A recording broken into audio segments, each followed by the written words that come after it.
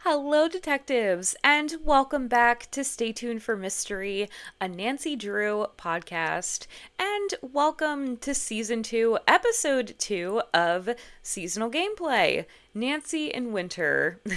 We're going to be diving into the seasonal aspects of the perfect games to play during the winter season. So cozy up, get some hot chocolate, and let's get into it.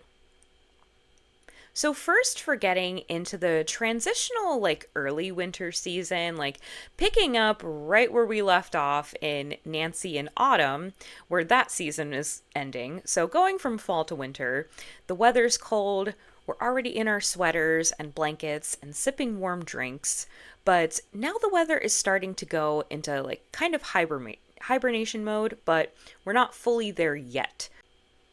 This also marks the time for some of us as the start of Christmas or Hanukkah or another holiday season, so it's pretty cheery. It's not completely dark yet. I mean, it is, but we don't really notice because of the holiday cheer.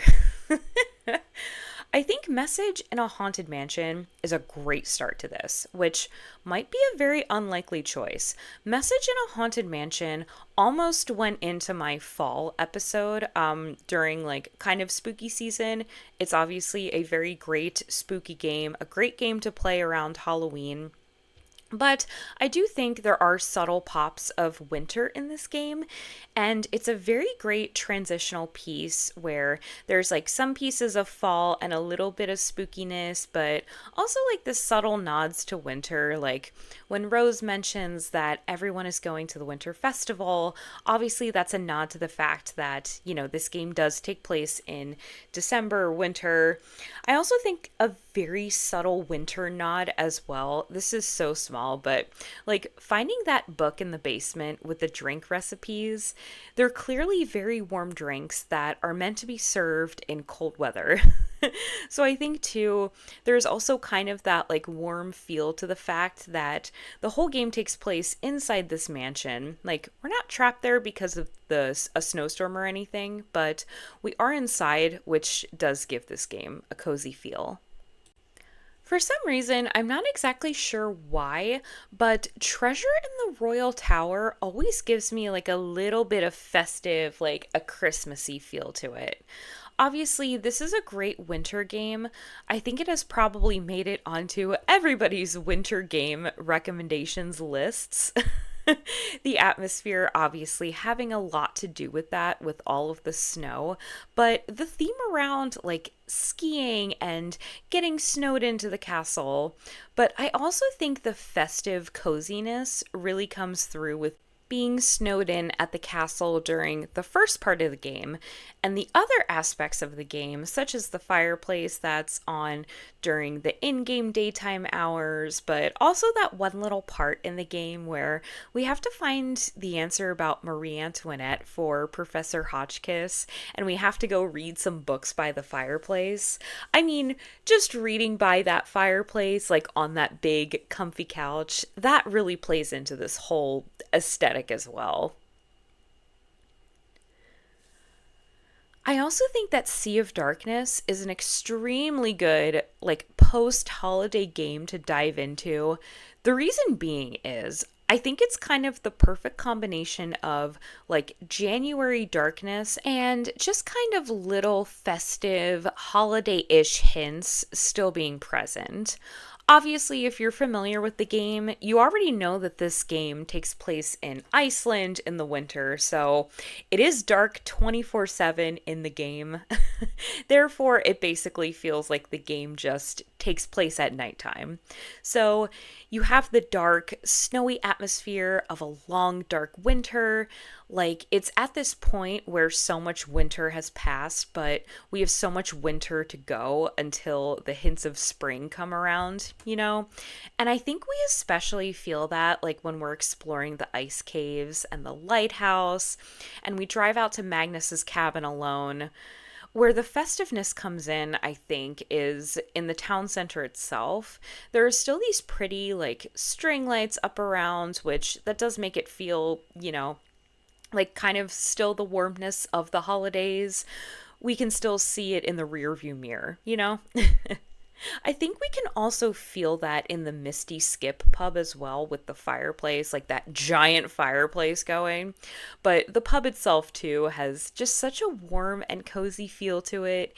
Even though Gunnar is the only person in there when we are, you can just tell that the place hosts many warm gatherings, many warm musical acts. You know, there's a bunch of instruments there, and you can just tell, too, there are many warm drinks that are served to patrons in that pub.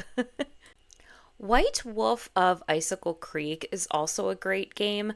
I think for that kind of middle, like winter point where it's like, we've been in this season for a hot minute, but we're not totally sick of snow and cold yet, you know?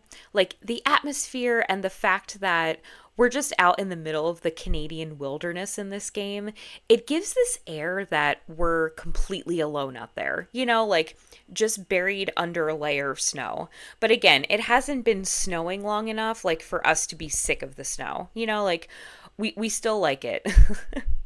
So the entire outside aspect to this, like walking in the snow, snowshoeing, having snowball fights with Freddy, all of that is obviously like very winter immersive, but also the inside aspects to this game as well, like such as, you know, being by the cozy fire and playing Fox and Geese with Bill by the fire.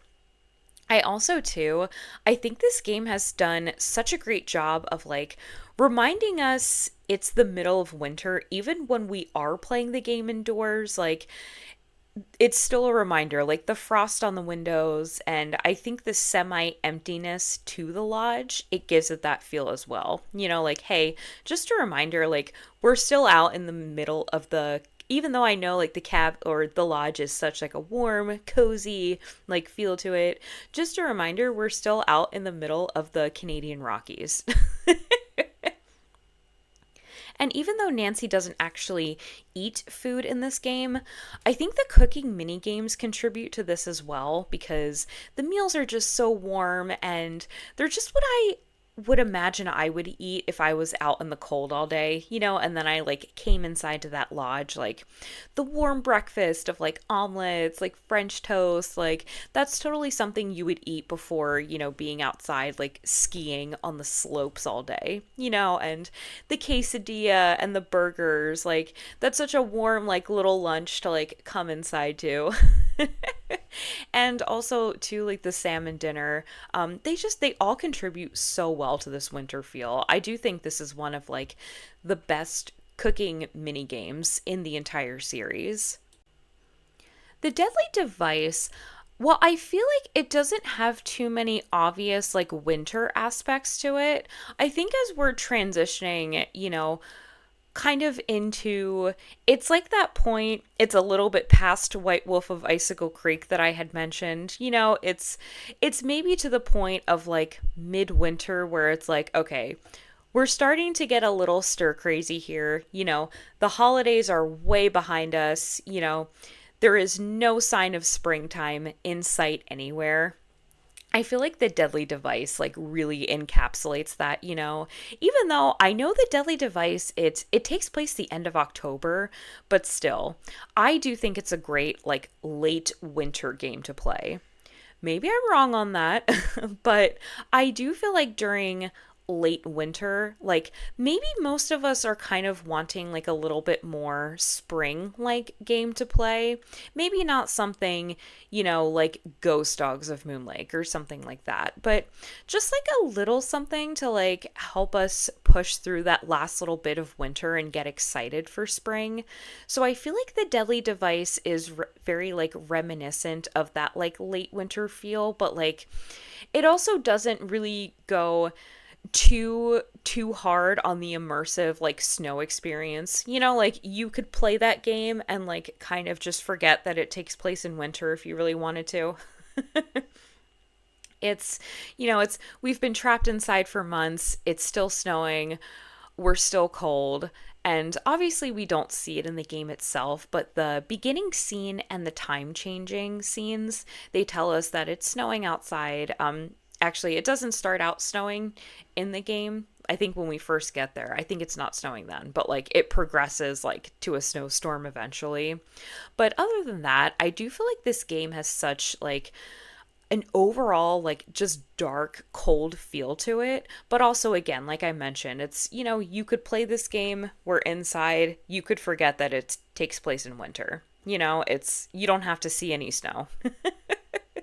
Also, towards the end of the game, I mean, no spoilers, but some of the characters talk about, the impending snowstorm and going out on the snowmobiles. But I think all the in-game activities, like we're trapped in this lab, it's mostly empty because apparently only like 4 people work there. So while there aren't too many like wintry aspects itself to the game, like I would say with the mini games or like the we don't really like eat any like food and drink in this game or anything like that. It's just I just think this game has a very overall general cold feel to it, and I do think it's the perfect game to play maybe like when you're still kind of looking for like a seasonal vibe, but maybe you're kind of done, especially too if you live in certain parts of North America and Canada. Maybe if you're looking to kind of forget about the fact that it's still snowing and springtime is not in sight. And last on this list, I think Last Train to Blue Moon Canyon, as we're kind of transitioning out of winter into springtime, I think that this is a really great like late winter game to play. So like now we're at the point where like winter is coming to the end, like we're still in it here, but now like actually maybe it's a little bit warm enough to like go outside for a while. There still might be snow on the ground, but like really spring is truly in sight. Like we can see it on the horizon. And the choice of the characters' outfits really, I feel, contribute to this. Everybody's in puffy vests and sweaters. And obviously, when the train stops and we can go to the taffy house and the cemetery, we see there's still a little bit of snow on the ground. I also think that, like, the old train itself, it's been in this warehouse for years. It has such a cold feel to it as well. It's kind of like dark, decrepit, because it hasn't been getting a lot of attention for years.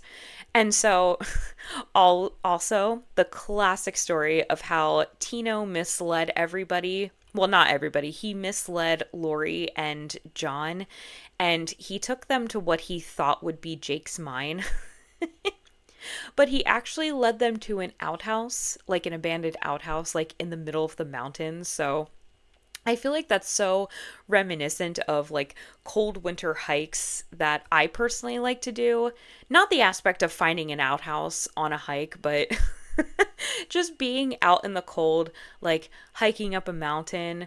I think John Gray says, like when we ask him about it in the game, I think in the game he says something like, oh yeah, if my fingers weren't like frozen, I would have strangled him.